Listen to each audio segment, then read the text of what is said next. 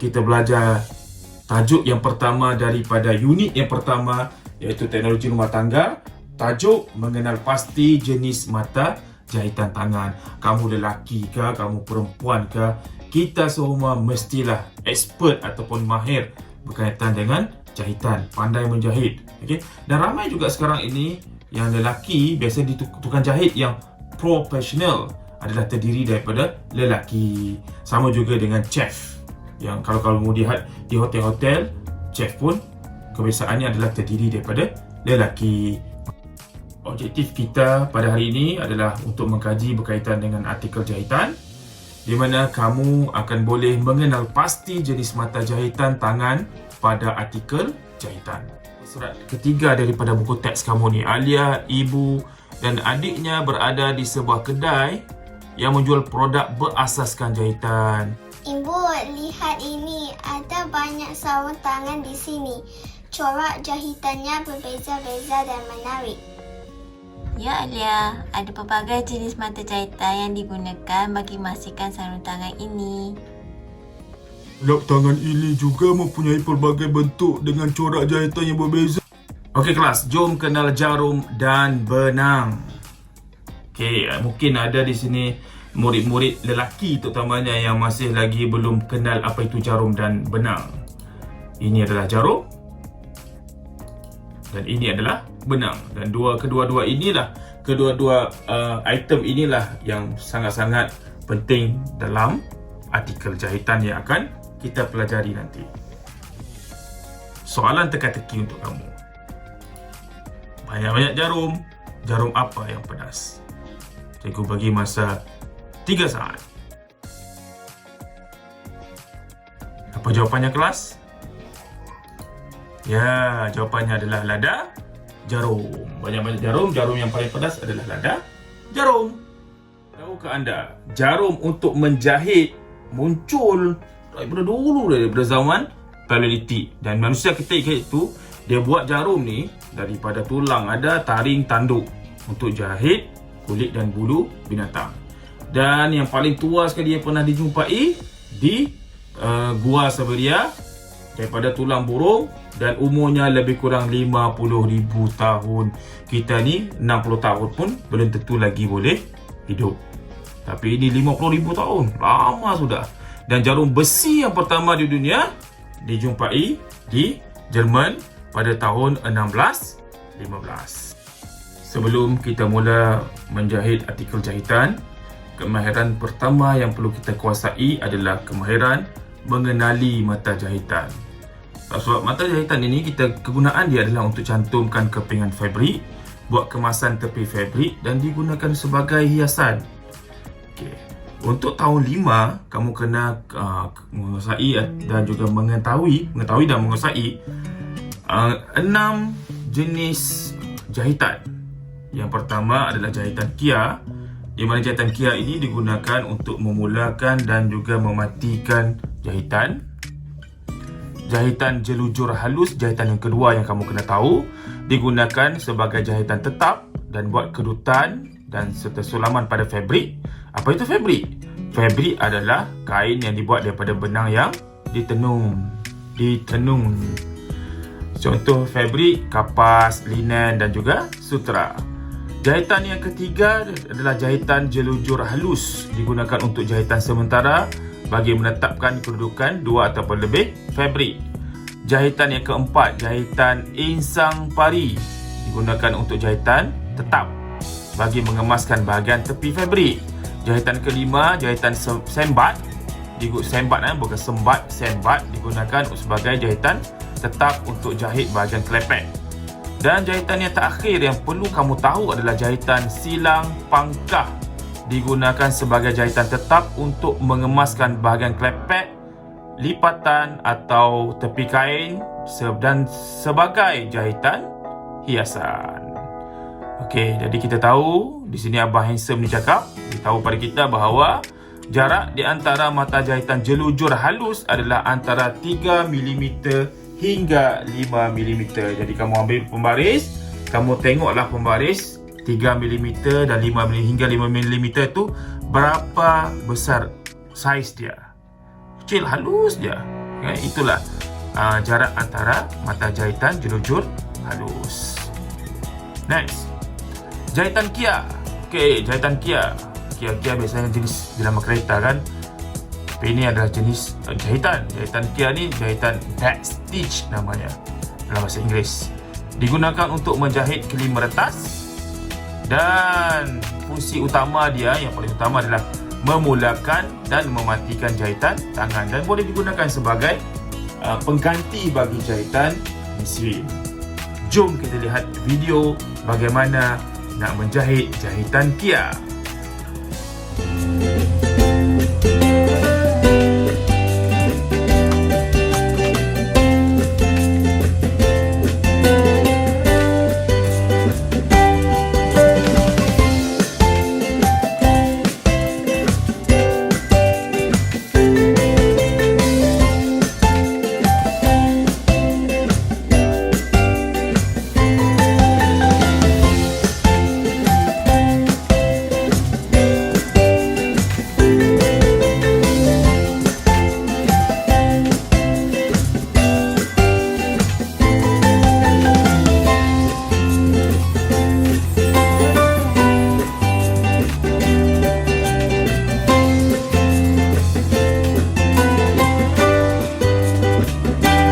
Jahitan kedua yang perlu kamu tahu, jahitan jelujur. Running or basting stitch. Jahitan jelujur digunakan untuk membaiki kelepek meretas dan juga boleh digunakan bagi menggantikan jahitan mesin. Kamu boleh lihat contoh jahitan jelujur di sini, cantik dibuat. Dia adalah merupakan jahitan tangan sementara dan fungsi dia adalah untuk tetapkan kedudukan kelepek, poket dan juga klim. Ada banyak sebenarnya jelujur halus ada, kasar ada, tidak sama ada, panjang pendek pun ada. Tetapi yang perlu kamu tahu hanya dua sahaja, iaitu jelujur halus dan jelujur kasar. Dan jahitan jelujur ini, yang antara keistimewaan dia senang ditanggalkan dan biasanya kita jahit dengan menggunakan benang yang berwarna kontra dengan kain. Contohnya kalau kain itu berwarna hitam, kita akan jahit, kita akan gunakan benang yang berwarna putih untuk jahitan jelujur. Kalau kita guna kain merah contohnya, kita boleh gunakan benang berwarna kuning. Jadi bila kontra begitu, senang untuk kita tanggalkan jahitan jelujur ini. Jom kita lihat video berkaitan bagaimana menjahit jahitan jelujur.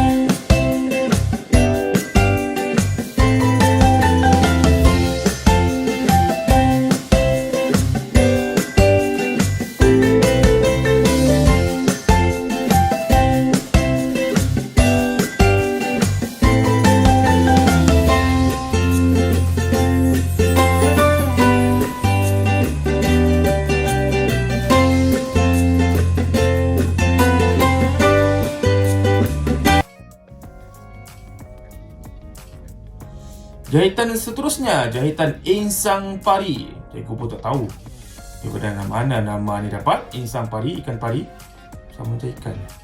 Jahitan insang pari, blanket stitch. Blanket tu selimut kan? Apa kaitan dengan ikan pari? Entah. Jahitan ini digunakan untuk mengemas tepi fabrik dan fungsi utama dia juga adalah untuk menjahit motif. Jadi dia boleh guna untuk jahit rumah butang, jahit cangkuk kain, dan motif tadi tu, yang menjahit motif tu adalah sebagai hiasan. Cantik dia buat, kemas. Kalau kamu lihat jahitan insang pari di sini. Jom kita belajar bagaimana nak jahit jahitan insang pari.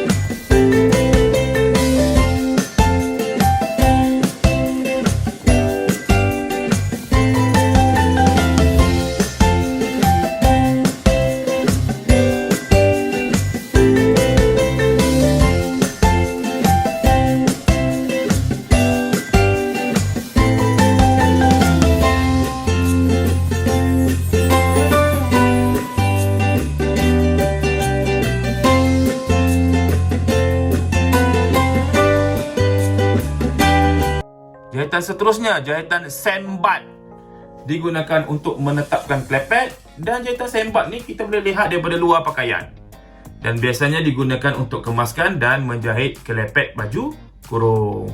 Siapa di sini yang pakai baju kurung? Cuba angkat tangan. Yang perempuan dah, jangan lelaki pula pakai baju kurung. Adakah lelaki pakai baju kurung? Perempuan je, ha?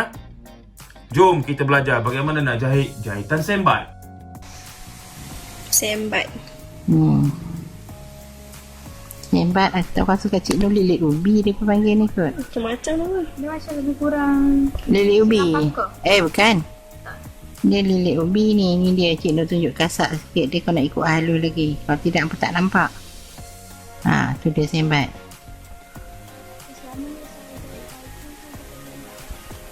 Tu dia sembat. Senang. Jahitan yang terakhir yang akan kita belajar pada hari ini, jahitan silang pangkah, catch ataupun hemming stitch.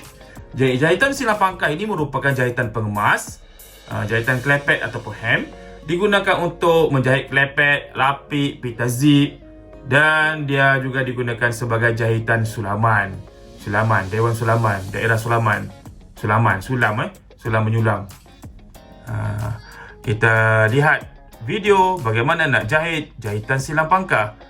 Sediakan jarum dan benang dan kamu boleh try, cuba di rumah. Jangan cocok adik kamu sudah.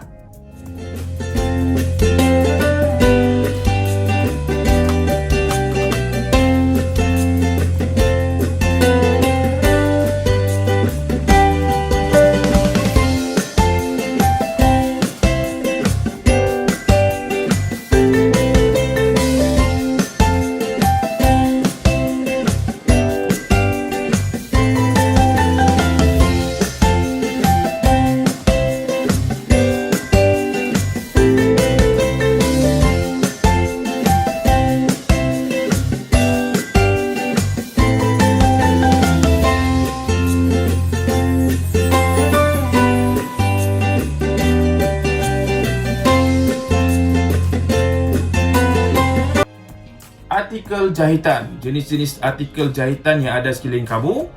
Di antara yang kamu boleh lihat, artikel jahitan, sarung tangan, apron, tuala gantung, poket dinding, alas dulang, sarung cushion, beg seberguna, pemegang periuk. Cepat-cepat kamu pergi ke ruang tamu, kamu pergi ke dapur, pergi ke toilet, tandas. Cuba kamu ambil mana-mana contoh artikel jahitan dan kamu cuba cari kesan ataupun jahitan yang ada pada artikel jahitan tersebut. Cuba kamu lihat dan cuba kamu kesan sama ada jahitan yang digunakan itu adalah jahitan kia, jahitan jelujo, sembat, insan pari, ataupun jahitan yang terakhir tadi, jahitan apa?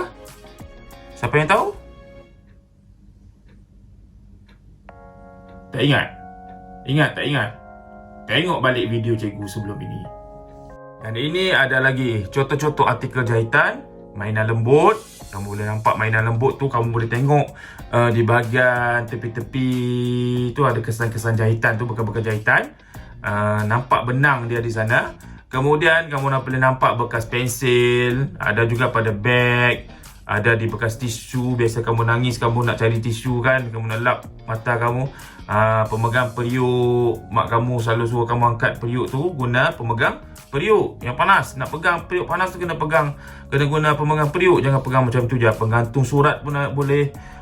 Di sana pun ada. Dia pun adalah contoh-contoh artikel jahitan. Cushion mini ni biasa kamu simpan di kereta ataupun di tempat bilik tidur kamu guna untuk peluk. Sarung cushion biasa digunakan oleh orang yang rendah, nak tinggikan badan dia. Dan sarung bakul sampah. Ini cikgu jarang tengok, cikgu jarang nampak ada orang sarungkan begitu cantik sarung nak hias bakul sampah begitu. Itu jaranglah cikgu nampak. Alright. Latihan seterusnya, jawab dua latihan ini. Lukis, gambar dan kamu jawab. Soalan pertama, namakan jenis mata jahitan untuk A, B dan juga C. Yang kedua, jahitan apa yang digunakan untuk memulakan dan mematikan suatu mata jahitan. Sampai di sini sahaja video cikgu pada kali ini. Cikgu nak ucapkan terima kasih kepada ulat kain. Kamu boleh cari di web browser, kamu cari ulat kain, satu laman web yang membincangkan berkenaan dengan cara-cara jahitan. Cikgu telefon owner dia untuk minta video tadi. Video tadi cikgu dapatkan daripada ulat kain. Sebab cikgu pun tak berapa pandai juga jahit, sama aja kita ni. Tapi walau macam mana pun, apa-apa yang kita tiada kemahiran, kita tiada skill, kita belajar untuk kita belajar kemahiran tersebut supaya kita jadi seorang manusia yang berkemahiran dalam apa jua bidang sekalipun. Sama-sama kita belajar. Terima kasih kepada ulat kain. Cikgu rasa di sini saja video cikgu. Bye bye. Assalamualaikum warahmatullahi taala wabarakatuh. See you next time you all.